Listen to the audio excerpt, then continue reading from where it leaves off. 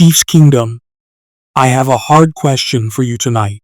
You lose 22-19 on a walk-off field goal. Your Hall of Fame tight end breaks a franchise record.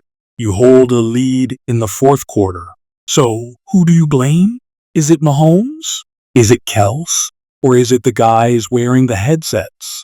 Tonight, we are diving into the ugly truth about the loss in Denver. The players did their jobs, but the coaching staff let them down.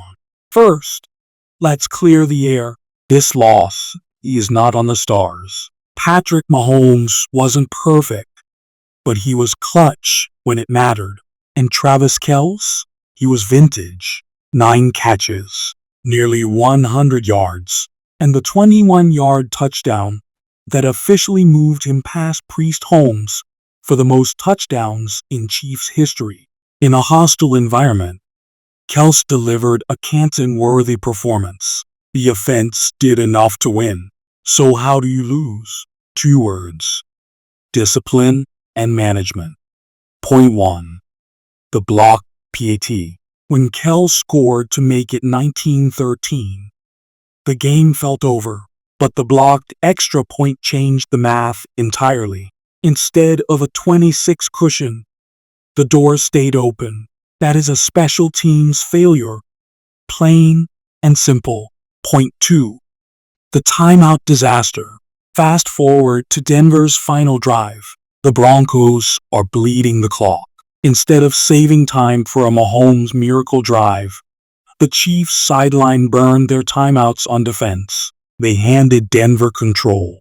The Broncos drained the clock, kicked the field goal, and left Mahomes standing on the sideline with his helmet in his hand. Andy Reid is a legend. He's built a dynasty. But tonight, Sean Payton outmanaged him. You can't erase your own explosive plays with penalties. You can't miss extra points. And you cannot mismanage the clock against a division rival. This loss stings because it wasn't about talent. It was about decisions. But tell me what you think. Was this on the players or the coaches? Drop a comment below. The Chiefs just lost a heartbreaker to the Broncos, 22-19. But if you're blaming Patrick Mahomes or Travis Kelce, you're looking at the wrong people. Travis Kelce was incredible. He caught his 84th career touchdown, officially passing Priest Holmes for the most in franchise history. He did his job. The real problem? The sideline. First, a blocked extra point kept the game close. Second, the clock management on the final drive was a disaster. The Chiefs burned their timeouts while Denver was driving, which meant when the Broncos kicked the walk-off field goal, Mahomes had 0 seconds left to respond. You can't leave the best QB in the world watching from the bench. This loss is on the coaching staff, not the roster. Do you agree? Comment below. On a night when Travis Kelce rewrote the record books, the Kansas City Chiefs found a way to write a tragedy.